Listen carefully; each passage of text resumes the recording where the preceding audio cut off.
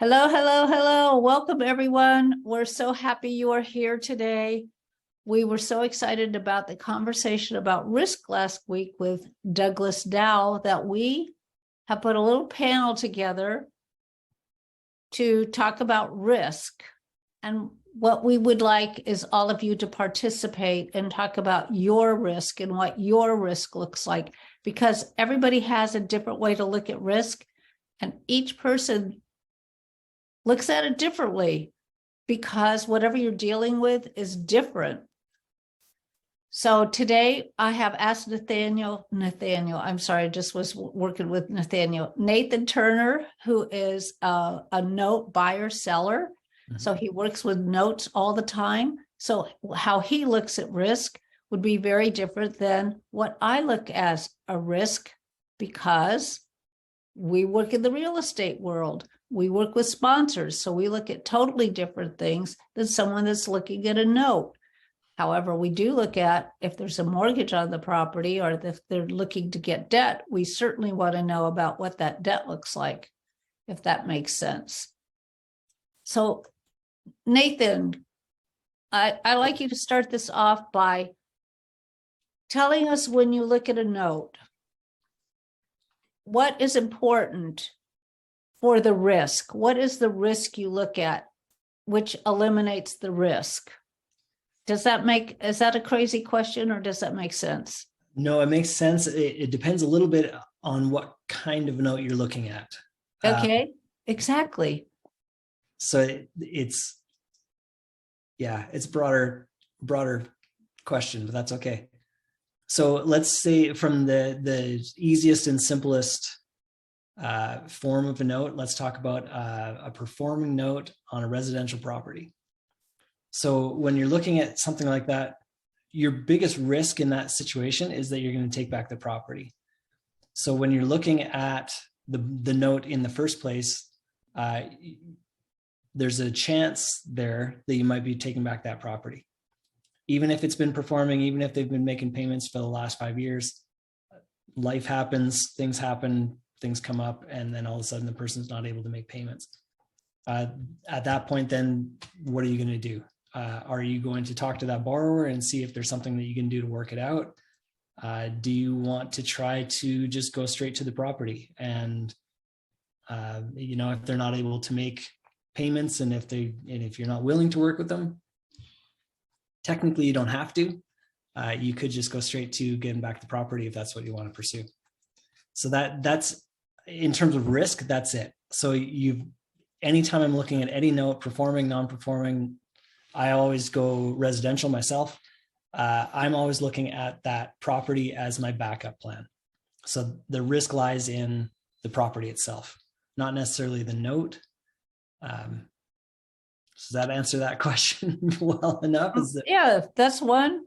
Right. So you have to decide if you're willing to take that back. Yeah, if you're willing to own the property. Now, that being said, I've had conversations with people where and this is just general real estate, where they talk about owning a property in, say, a bad neighborhood. They look at things like crime rate and stuff like that. Honestly, for me, I don't care. All I care about is the property value. If it's a $100,000 house in a terrible neighborhood, that makes no difference to me whether it's a $100,000 house in a really nice neighborhood. The value of the house is the value of the house. So for me, that doesn't make a difference. So the neighborhood doesn't make a difference to you? No. Okay. See, for some people that might. Yeah, and I get that. And so here's the story that goes behind that. When I first started doing real estate, I was flipping properties in Saskatoon, Saskatchewan, in Canada. And I think I didn't really know it at the time, but it was in a pretty sketchy neighborhood. It was not a great neighborhood, my very first house. So I got out there, I had my suitcase full of tools and my sleeping bag, and I'd sleep on the floor. And it became obvious pretty quickly that this was not a great neighborhood. So I slept with the crowbar right beside my bed, just in case, who knows. At the end of the day, the house sold for what we thought we would sell it for, and we made money. So to me, I'm thinking, okay, it's a terrible neighborhood. I would never want to raise my family there, but somebody will. Somebody's going to live there. And if they're willing to pay X amount, then who cares? It became very much just about the numbers, nothing else. So you really look at if it's a sellable house. That's it. If you have to take it back, is it sellable? Yeah. Okay, great. Thank you very much. Elise, are you on here? Yeah, hi Peggy. Sorry, yeah, I'm here. Okay, good. So Elise has been a flipper. She does a few other things, but she is a flipper. So she buys houses, single family, and don't you buy duplexes and triplexes also? In the past, yes, none present. Okay. Yeah, so we're talking about risk and what is it? So Nathan is a buy and sell note holder, but you buy and hold properties. Yeah.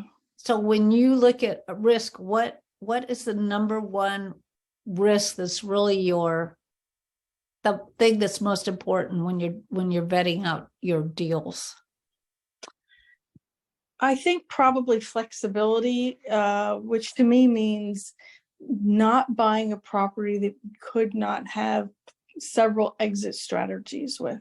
You know, we have taken some from long-term rental to medium-term rental. We've had some that we thought we would hold for longer, but although we didn't, we had always purchased in a place where we could sell quickly if we wanted to. So I think the finding properties that are offering a number of strategies to work with them and are appealing to many people for a number of reasons. Okay, so you want that house to be resellable. Easily sellable. Easily resellable. Mm-hmm. So a neighborhood would be important to you where it is not important to Nathan, for instance. I'd say yes, but we have changed that approach. I mean, before, and this is like decades ago, 25, almost 30 years ago, we used to say it needed to pass the I would live here test. Well, that ended up being all A properties. And we soon found out that was probably not really smart.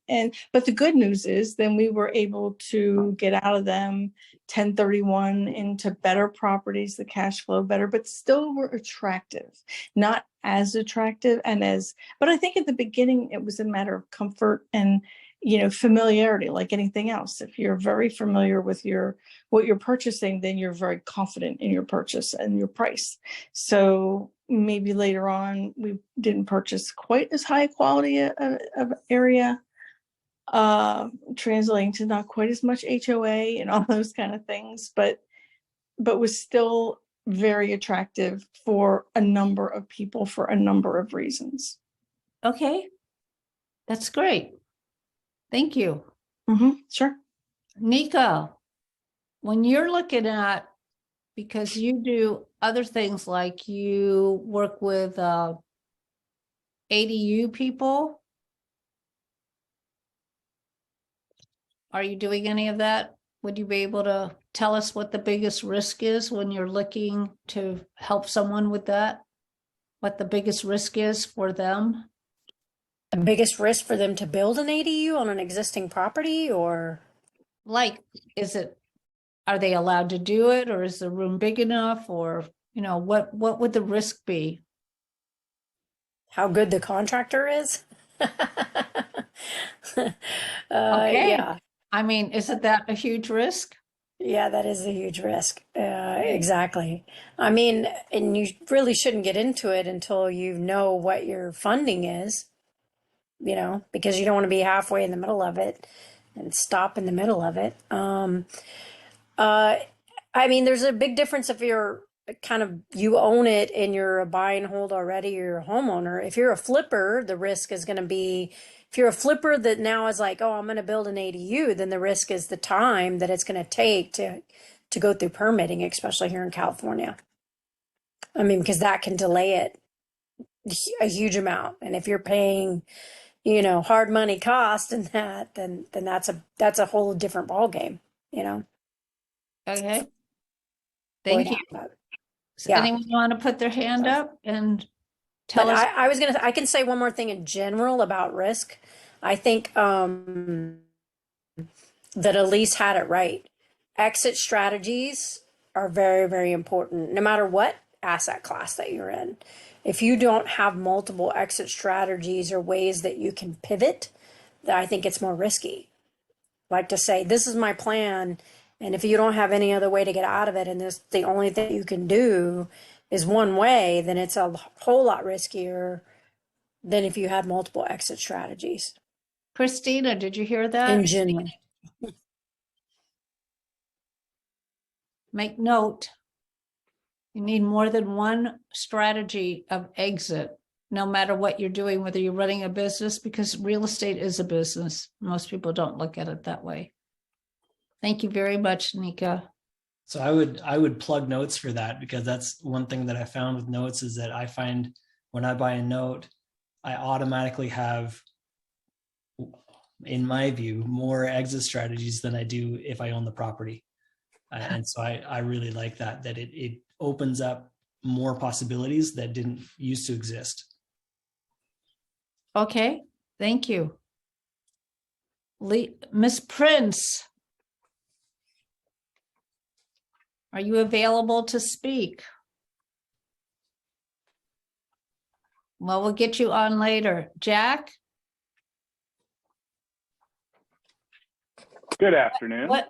So as an attorney who works with people on their real estate, what is the biggest risk for you in taking on a client? Well, I don't like representing the bad guy, and I don't like taking on cases I don't believe in. And so the biggest risk for me is that I don't do my research properly before I accept the case. And that, you know, for me, real estate is all about the documents. And so, you know, you can spin a good story to me, and when you're done, I'll say, okay, send me all the documents regarding the transaction or whatever, and then that will tell me the real story. But one thing that, and I apologize that I was late, but I heard some of the prior people talking. I'm around people who do in all kinds of investing, you know, real estate, the single family home, the four unit, multi-unit, notes, buy and hold, flip, all. And the thing that always comes back to me is, no matter what you're doing, you should do what speaks to you. You know, some people are just really into single family home, landlord tenant, and some people can't stand that, and all they want are multi-units. And that's what it comes down to is what speaks to you. And then you learn that and you do that well. And there aren't a lot of jacks of all trade when it comes to, you know, you don't talk to someone, oh yeah, I own 3 single family homes and I buy notes. There's not a lot of that around. So once you figure out your niche and what speaks to you, you know, get good at it, and don't, you know, put blinders on a little bit once you figure out your lane, and kind of stick to that to some extent until it stops speaking to you, and then start looking for something else. Yep. Good advice. Ted? What do you look at? What kind of risk do you have to take when you're doing whatever it is, your CFO, for instance? I remember a conversation I had once with a fellow who was running a group similar to mine. And the question I asked, with probably a voice that sounded too naive at the time, was, you know, how do you make sure you get paid? Because that's probably the biggest risk in the circumstances. And he laughed and he said, if the controller can't get paid, who can? Okay. Let's say the mitigation to it is a phrase that almost every banker understands, and that is know your customer. And so that's that's really the mitigating factor is get to know about your customer. And back in the old days when I was an auditor, we learned how to do that very, very quickly. Great advice. So Thank know you. your customer, and I teach people how to evaluate a transaction by asking a question, who is paying for what, when, and how much? I think that's a very important question. And if it's hard to answer any of those questions, then need to do a lot more digging. Okay, thank you, Ted, very much. Fred, you are an analysis of everything. When it Not comes everything, to Peg. books, when it comes to books and whatever those books are attached to. So what do you see as, and you've been through some risks. I mean, I would echo what Nathan said, is understanding the underlying value of the asset that's behind the transaction, whatever it is I'm doing. Hello. And so far that's been on the lending side, and having confidence in the value of that asset, so that if things don't work out, if they go south or sideways for some reason, then you have confidence, you can have confidence that the asset that's standing behind the transaction, that you feel you have a claim to, or is there for your protection, it actually has the value that you thought it did. And I think we all know the techniques or the tools we can use to get that confidence. We can get appraisals done, we can get independent CMAs done on properties, we can do credit checks on borrowers, and so on. So just, for me, that's a key part, is what's the asset that's behind the whole transaction, if it's a single asset or maybe it's more than one, and developing a confidence in what's the real value of that asset, so that if things do go south, that value will still be there. And then obviously making sure that whatever contracts or documents are in place give us as investors a valid claim to that asset, so that we're not left hanging in the wind because something wasn't written properly, or we thought we had a claim and it turns out that we didn't. So that's more due diligence of dotting the I's, crossing the T's sort of risk mitigation. But again, having quality people and having confidence in that asset, for me, that goes a long way to helping me sleep at night. Yeah, that written document's pretty important, I would say. That could be a huge risk if it's not written properly. Mr. Wilson, welcome. Who invited you? And tell us a little bit about what you're doing, what your risk, when you're looking at something, what that risk, what you determine your highest risk is. All right. Hi, everybody. I'm sorry I walked in here to this meeting without hearing some of these pre-canned risk answers. I am a developer. I'm a flipper. I'm a serial entrepreneur. So my risks are constant. So I don't even know where you want to start. Peggy, I know you from years ago. I used to go to some exchange stuff. So how I got invited was probably some drip email campaign that you got me on. And I saw the one guy that you had on the email, and I'm really interested to hear from him. I'm not sure if he's even here. But what's my risk as a flipper and having hard money, being how we're basically funding most of our stuff? Economic conditions are huge. And if you don't have an exit strategy, which I kind of caught the tail end of someone saying, you're in trouble.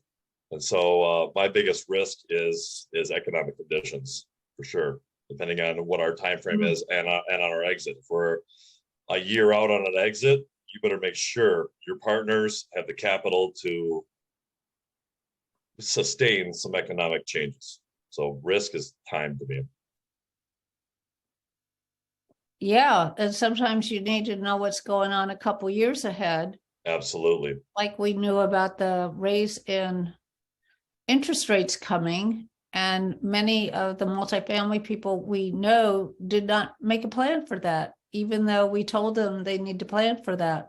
Right. Like, oh, no, we're fine. Yep, well, they'll be out of business within 3 years, unfortunately, because they did not plan.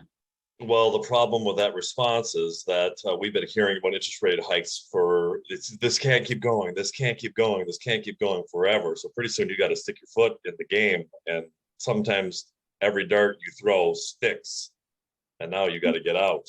And so it's you know how it happens. It is what it is. Well, thank you very much for sharing, Todd. We Got really, really appreciate it. So we have some other people on here who have been in real estate and other particular, I mean, look at Tony. Tony drives a truck across Iowa every day. You want to talk about a huge risk? To me, that's a huge risk. He's driving a big truck, and he's got other people on the road. Plus he's got all the conditions, and then you never know when somebody's going to do something stupid because they think the truck can stop in 2 feet. Well, they can't. So, and then he and his wife do some flips. So Tony, I don't know if you're available, but when you are, would you chime in and tell us what you think that the highest risk is for you and your wife in the real estate you're doing? Can you do that? Getting into our property and then finding that,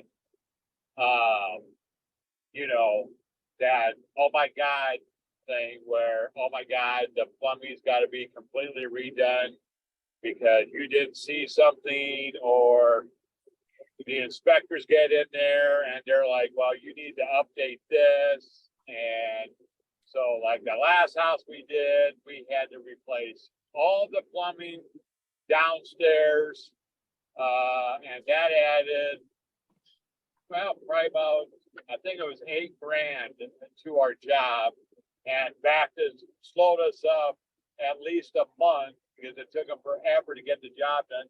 And then when they got the job done, the inspector decides to say, you know what, I want to drain here. So now they got to bust open the floor that they just laid to put a drain over here by the water heater. So, and the inspectors, you are at their mercy if they're going to play games with you because of stuff like that. And just, who's paying for all that? The person flipping the house is paying for that. It's not coming out of the plumber's expenses. They charge that on to us. So stuff like that is what drives me nuts. I understand that.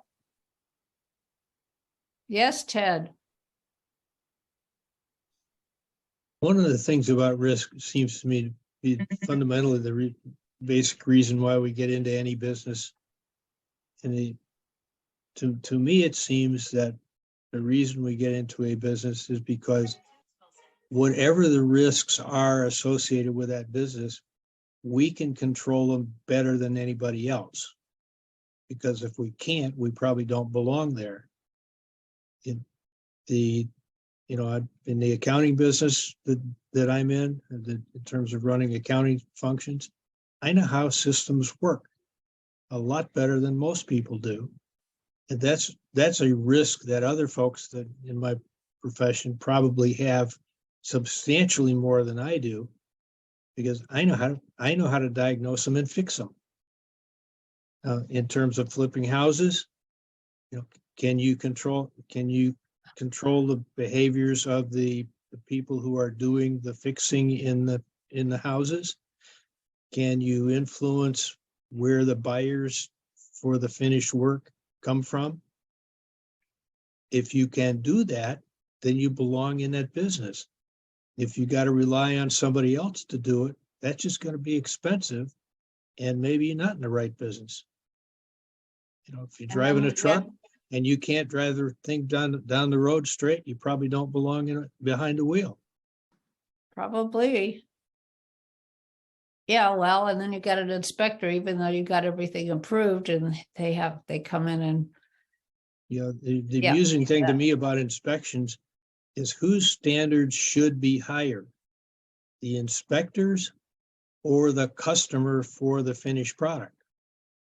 I hope the customers standards are a lot higher. If we can't please the inspectors, how are we ever going to please the customer? Yeah, well, it sounds like in this case, the inspector had a higher standard. However, the planning department didn't. So that causes a problem. Anyway, and that's what we have to deal with. Douglas, is this really you here? Oh, no, it's Prolette. Can you come on, even though you have Douglas's face there? I love all these people that use Douglas Dowell to get into our show. Okay, and then we have Elise said, this is really good. Being undercapitalized is tragic. So something like that for Tony. He didn't start off being undercapitalized, but turned out he could have ended up that way if he didn't make a profit. And we've seen with the turning of the economy that is happening to many people. They didn't realize they were undercapitalized until the market changed. Yes, Christina. Thank you. What is an example of an exit strategy? Oh, what a great question. So if you own a piece of real estate, for instance, because we talk a lot about real estate, one of your exit strategies could be you're going to sell the property, for instance. Everybody likes to have two exit strategies. I don't know a second one on a piece of property. There's several. You can rent it to someone. Well, You did can you short-term exit? rental it. You can turn it into shared housing. Who's What gonna else? exit? You could create a note and buy or sell or finance it. How is that an exit? That is an exit strategy. Those are different things of exiting that you own it, and it's another exit of how to get money out of the property instead of just having it. Yep. Still, it's similar to an exit. It's various different things that you can do with it. Like if a flipper can't sell their property, that becomes an exit strategy to hold it. Besides being foreclosed upon, if he couldn't sell it or lose it, right? That's true. Oh, no, I agree with that. I just never considered those exit strategies. I always considered that pivoting. And you have to do that in any business. Guess that would be clarifying what exit strategies are. Yeah. Yeah. So if you happen to be, so we'll give you the example of if you happen to be a flipper, but you can't get the property sold, you might have to hold it and rent it out. And the way to really get your money back would be to do short-term rental because that pays a little bit higher. So you could cover your expenses better by doing the short term over the long term. So all those things have to be looked at. I have a friend that's doing that right now while she's analyzing whether to refinance or trying to get that she's doing short-term rental because she couldn't get hers sold. Not for the price she needed it because of all of it happening, that the prices started going down when she was finishing it. Right. And then she could create a note to get cash out of it. What is a note? I'm sorry. A note is a promissory note. And secured by you. It could be unsecured or a secured. Secured is like by the property. So the property is the security. So if I wanted to borrow money against a house, I could either go to Nathan or go to a bank and borrow some money, and they will hold the house as hostage. Is actually what they do. And when you pay that note, that promissory note off, then they give you back your full home and you're no longer obligated. But whoever you borrow money from will want the security. Only people who are doing little tiny bits of money might do an unsecured note. If they're doing like a couple $100, they're not going to ask for security. And they have that's a huge high risk if you don't have security, right? Even if it's a couple $100 and you don't have security, if you didn't get the pink slip to somebody's car, there's every chance you could come out with nothing. Whereas if you had to foreclose, at least you have the car. That makes sense. Mhm. Do you understand? To get everything in writing.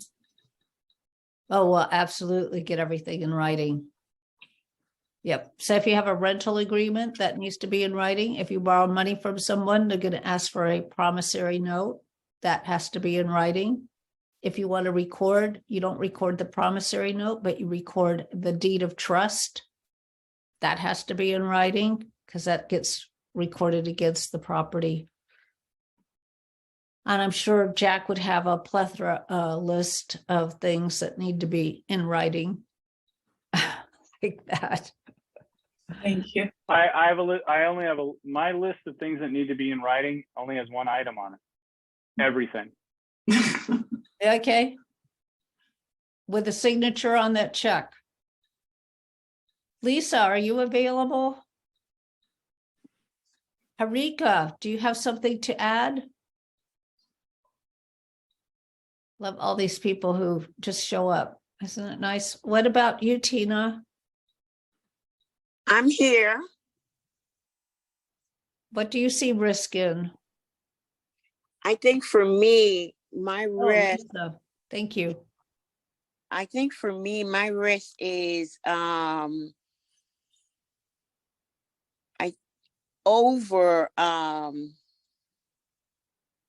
modernizing the my property, you know, just thinking as I'm improving it, I'm thinking that I'm living there. So I'm instead of just buying as it relates to a client, I'm thinking, okay, I think this would look better than that, and look, mostly spending expensive. Sometimes I'm thinking to do some improvement. I'm saying, okay, my budget is 1,500, and when I'm finished, it's 25. So that's my risk of over improving the properties. Okay. And then how are you mitigating that risk? I was just talking to my husband today. I was just saying to him that I think I'm going to have to raise the rent. Gonna So have to what? I'm going to have to, when the lease is up, I'm going to have to do an increase in the rent. Okay, good. That would be good. And you know, that's difficult for me. So That's why you do it in writing and you give them a 60-day notice or whatever is required by rental law. right. Whatever state you're in, and then you don't have to be concerned about it. Or you could do, which I still don't understand why multifamily managers don't put a 2 or 3 year lease in place where the rent raises automatically and they have a 12-month lease where they can have the option of leaving out, going out and not having to, well, they're already renewed, but they have to give a 30-day notice if they're going to leave at the end of any time of that 3 years, but they have to stay at least 12 months. And then you don't have to raise the rent every year because it's built right into the contract. Right. Right. Okay. And that will save you 3 years of stress of asking to raise rent. Yeah. Yes, Okay. Fred. Oh, I'm sorry, Lisa. What else?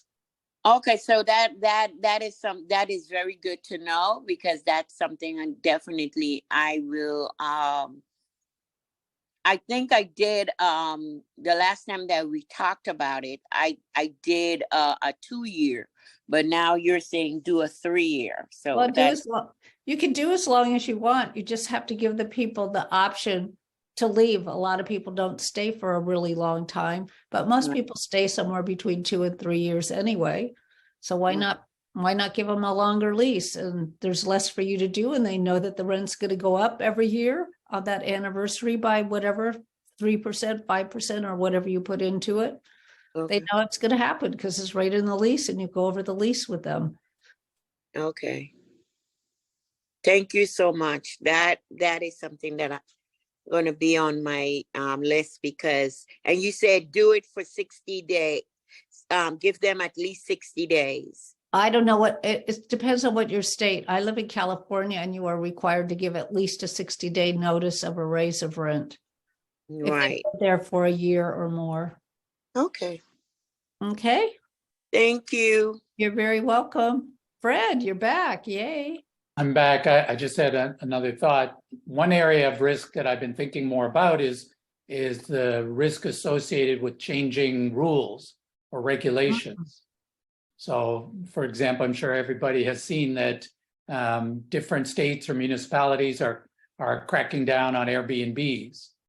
And 5 years ago, what seemed to be pretty wide open is now being either eliminated or prohibited in a lot of cities around the country. So I'm sure there were people who bought a lot of properties expecting that they'd be able to Airbnb them all, and maybe some of them are and got grandfathered, but I know there were some who got in too late and they missed that window.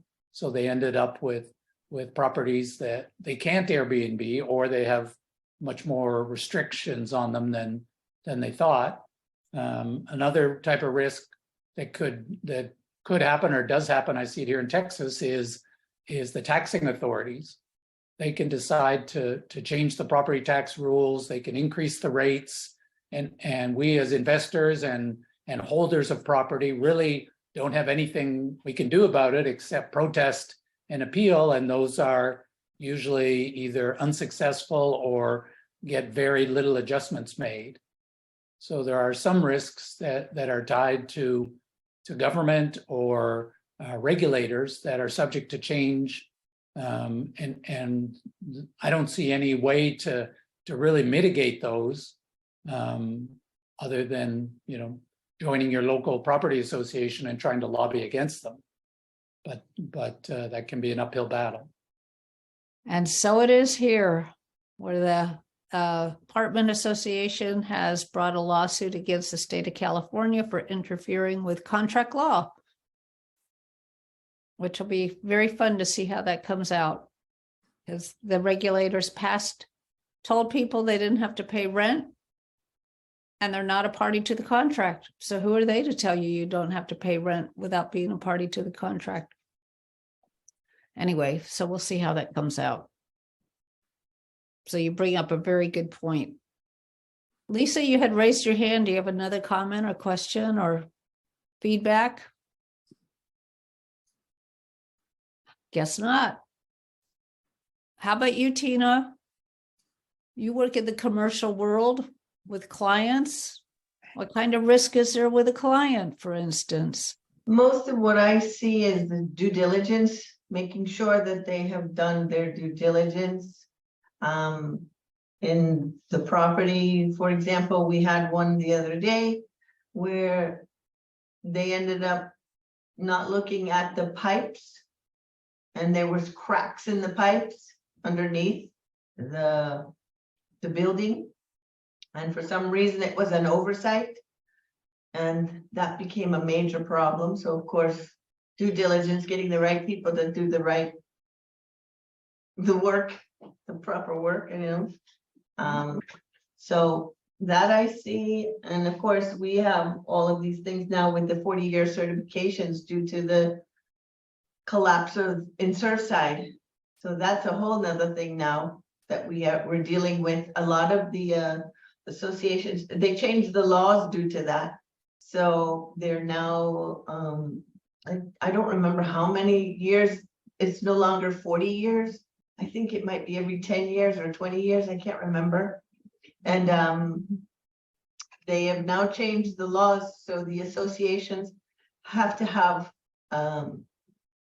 reserves. And a lot of them weren't prepared for that. So they've given them X amount of time to get some reserves going. Otherwise, they're going to be in problems, So do they have to have the properties inspected every 10 years to see Yeah. what it needs? Yes. Because I've been through many inspections and there's major cracks all over the buildings, in the parking lots and stuff like that. So now they're cracking down because of that. So a lot of the apartment buildings here, they're now going after them and they're really stringent now, which they should have been. Yeah, for sure. So the property that has the broken pipes, because there's lots of different kind of pipes. How did they find out about it? Eventually they had to get someone else to come in, and they had the cameras that went through. Oh, So we had to have, you could see it through the video, and you saw where all the cracks were in the yeah. pipe. And how long after that was it that they closed that happened, or did they catch it before they closed? It was just before they closed, so of course that was a big problem. That was more than what they would have wanted to invest into to fix, you know. Well, what about the seller fixing it? Well, at that point, we had the buyer, so I don't know about the seller. He's gonna have to fix it one way or another, I think. Yep, yep, it's now been disclosed. Yes. So what brought them to get that inspected? What, it started as an oversight, but because the original inspector didn't have it on his checklist? Well, I don't remember what exactly, but whether the equipment wasn't working the first time they went out. And so they were moving ahead with it. And then the second time he came out, then it was like, oh, look. Oh, look. Yeah, oh, look. So just in the nick of time, they canceled it because it was more than they were prepared to invest in that. So Yeah, we believe, and it's very difficult in this particular business to get the seller to do a full inspection before they do the listing. So they have something available for the buyers to look at to see a full inspection was done. And then they could sell the property in its current condition, relying on that inspection. yeah, It's really and he would not have let that owner, if he decided not to fix it, the seller would have known before they even, or right at the time they're looking at the property, that was a problem. yeah, true. And we also have where we have in a building, I think it was like 48 units. You go in there and you only inspect 20%. And they went in and saw a few of them. So they didn't go in and inspect all of the units. And in one of them, which they didn't see, the ceiling had a huge hole in it, you know, so it's due diligence and inspections. My policy is to walk in and look at every single unit. You want to check out the electric in every, you know, every unit's got their own electricity. You want to make sure there's no leaks in the bathroom or the sink. All of that. Toilets, none of that. Do you want leaks? Every room, every apartment has to be inspected. So I don't know who does the 20%. We had one that was one bad tenant, right? Well, we had that. It was like 298 units at that time through the inspection, so they didn't want to go through all 298. And so that was one of them. So that's another risk. Mm-hmm. Mm-hmm. And then what's the consequence of that risk? Who pays for that because he only wanted to do 20%? Is the seller responsible or Well, the seller would be responsible because if they're going to buy it, it has to be resolved before closing. Has to be disclosed, right? Yes. Right, but the seller doesn't go into every unit. Well, that Property manager would probably know. Yes, Ted. In almost every business, there's a set of what's generally called best practices associated with that type of business. My curiosity is rising as a generality to say how many folks who are not seeming to cooperate with best practices are really just hiding misbehavior. a lot. what fraction of the folks that we're dealing with are in, at what you're saying, in that group of a lot? Well, here we have a lot of them. Always, there's always something. We always find something, and I can't give you a number per se, but we run into it quite a bit. And for me, the problem isn't that the sellers are hiding anything, it's the sellers don't do the inspection to know what the problems are. They've been using the property for years and years and years, and they don't think about all the upkeep that's necessary. Like on your home, you know, because you live there every day and you see the crack in the wall and you're like, I got to get that fixed and painted, or those kind of things. Well, the same goes on in your offices too. You have to take care of it. But isn't best practices in this case that the inspection responsibility is on the buyer? No, absolutely not. When you're on a Oh, disclosure state, it's on the seller. The seller must disclose the condition of its property, period. That's what disclosure means. It doesn't mean the buyer I understand finds what out. the law requirement is, but if the, but if the buyer is going to blindly trust what the seller says, sounds to me like that's not really best practices. And That's why they get an inspection. That's why they Right. find all these things out that the seller should have disclosed or taken care of. Because the which buyer puts takes the on that. responsibility for the inspection on the buyer. Unfortunately, it does. Yes. We had a seller who was selling a triplex and a single family. And when we did the inspection, the single family was the 3-2. When we went in there, we saw these 5-gallon jugs of water. We asked him what was going on. He said, oh, the pipes weren't working. So he said, what happened? Apparently some of the kids in the neighborhood, it wasn't a very nice neighborhood, but the kids in the neighborhood broke the pipes on in the front yard. And so it was gushing water. The tenant called the property management company and they said, oh no, don't worry about it. It's the city's fault. So they'll fix it. Well, gallons and gallons, he said it was spewing for like 3 days before somebody finally came. Turns out when the city came, they sent him a bill for $15,000. Property management told him that he had to pay for it because he was responsible for it. Not only that, part of the house didn't have proper electricity. And that guy was living in there. His family left him and he was living there all alone. Now, the seller knew what was wrong and never told us. And we were selling it.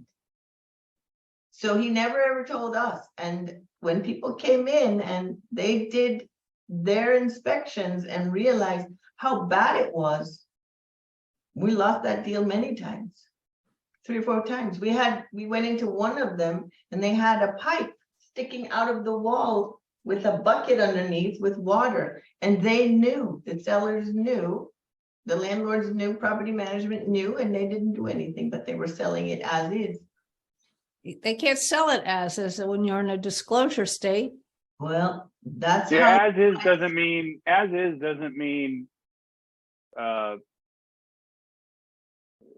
Whatever. It means in the condition it was in on the day the contract was entered into.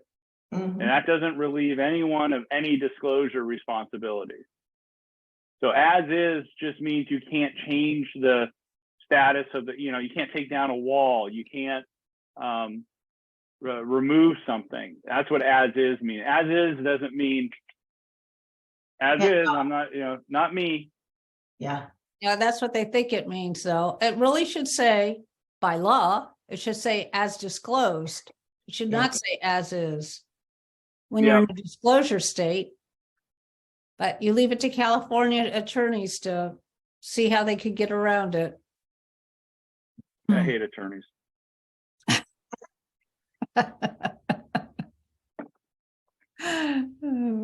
No comment. Well, that's not true. I hate most attorneys. Okay. Well, does anyone else have any other comment or thoughts at all about risk? Is Lisa still here? Because we didn't get her to part. Lisa? Yes, Lisa, Yeah. there you are.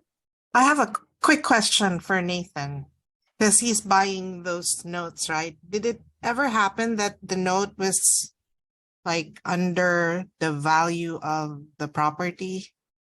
Yes, so I got started. So how does, yeah, Yeah, I got started in 2008. There was never, Yeah. ever any equity up until about 2018 is the first time that I saw notes with equity. And then I had to change Oh. my pricing structure because I didn't know how to bid on that. yeah, it's so I was very, just very curious common. how. Oh, okay. So do you hold on to the property even if it's like, you must have like a lot of, I mean, how do you recover? And then that's gonna take you a long time. So to in at the least- olden days, when there was never any equity, we would base our bid off of the current market value. So whatever it is, like in as is condition, Yeah. that was what our bid was based on. So the house might be worth 100,000, the unpaid balance might be 200,000. Like that was not out of the question. It was just way underwater.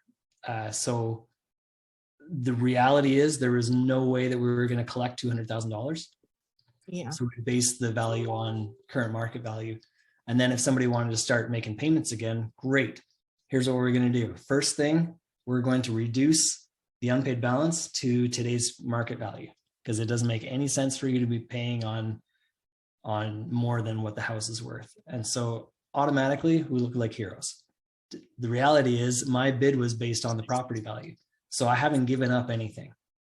I've just made it more possible for me to actually collect on that loan. So you got a reduction in the whatever the original loan Okay. was. Yeah. So we'd reduce it and it would look, quite dramatic sometimes and really cool. But like I say, the reality is I was buying it based on the property value anyway. So I wasn't out anything. Well, that's great. It can make more sense for everybody. Okay. Thank you. Yeah, good question though. That's a great question. Yeah, because we go through those uptime, down times. Yeah. Yeah. Okay. Thanks. Thanks for the question, Lisa. Because I was just going to ask you for one.